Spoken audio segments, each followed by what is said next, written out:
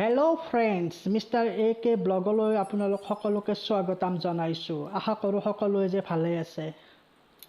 Friends, আজি এনেকুৱা এটা মন্দিৰত আহিছো আমি। এই মন্দিৰটোত প্ৰত্যেক বছৰে এনেকুৱা এটা উৎসৱ পাতে, সেই উৎসৱটো নাচাই কোনো থাকিব নোৱাৰে। আৰু গোটেই ৰাইজে মিলি কিনে এনেকুৱাকৈ এখন ভেল বনায়। এই ভেলখনত আপোনালোকক দেখুৱাই আছো কি কৰে, কি নিয়ম নীতি কৰে। গতিকে আপোনালোকে চাই যাওক কেনেকুৱা কি হেৰি কৰে। গতিকে বলকচোন আমি ভিডিঅ'টো অলপ আৰম্ভ কৰোঁ।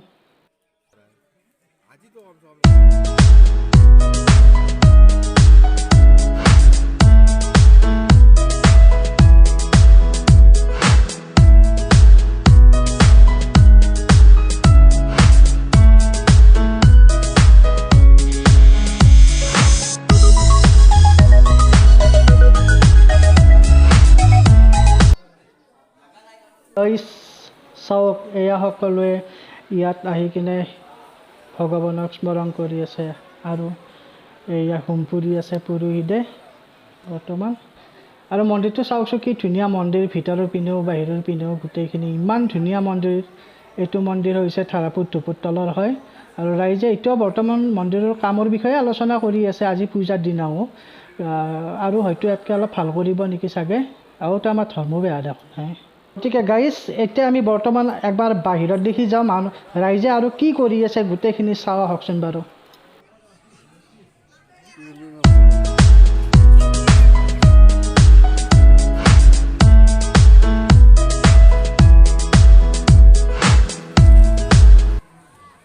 গাইজ, এই ভেলখন এতিয়া আমাৰ কমিটিৰ মানুহে মন্দিৰৰ সন্মুখত লৈ যাব আৰু তাতে পূজাৰীয়ে পূজা কৰিব। ভেলখন কৰি তাত মানুহে এতিয়া চাকি বন্তি লগাব। লগাই কিনে এতিয়া ক'ত নিয়ে সেইটো বাৰু আমি দেখুৱাই আছোঁ। আগে এইখিনি আপোনালোকে চাই লওক।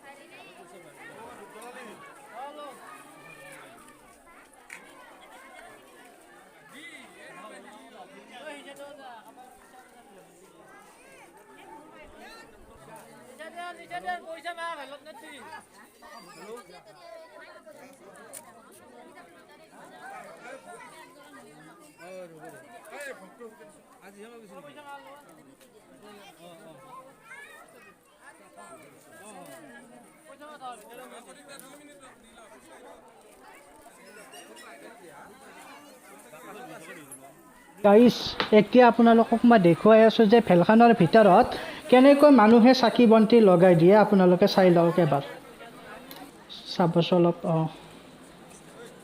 এয়া ভেলখনৰ ভিতৰখন ইয়াত বহুতে নৈবেদ্য দিয়ে, চাকি বন্তি ধূপ সকলোৱে জ্বলাই দিয়ে। আৰু এতিয়া এনেকৈ সকলোৱে পূজা কৰি ক'ত নিয়ে আপোনালোকে সেইটো চাই থাকক।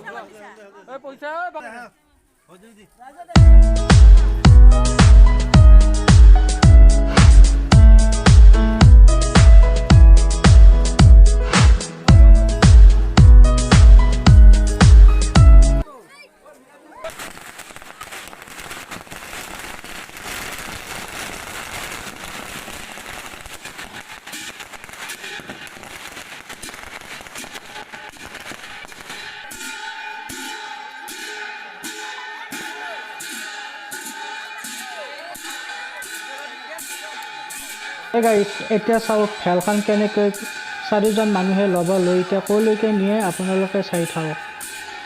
এনেকুৱা এটা সুন্দৰ পৰিষ্কাৰ।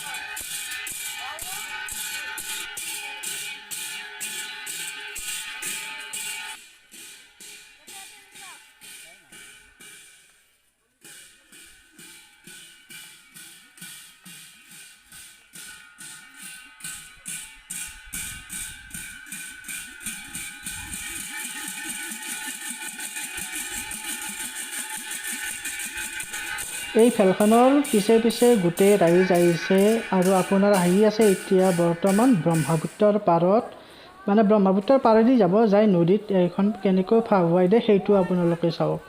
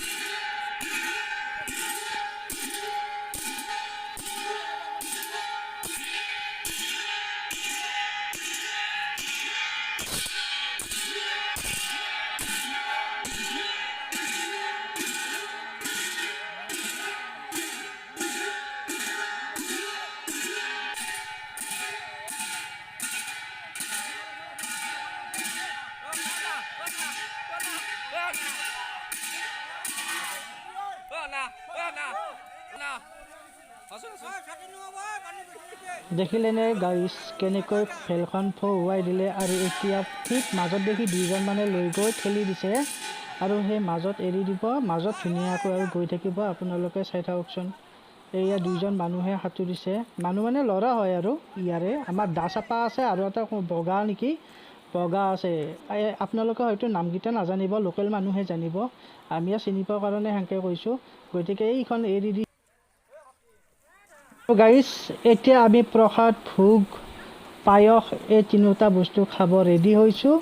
এয়া চাওক ভোগ দি আছে বৰ্তমান, প্ৰসাদটো দিয়াৰ পিছতে ভোগ দিছে আৰু তাৰে পিছতে আপোনাৰ দেখা পাব পায়স কেনেকৈ দিয়ে।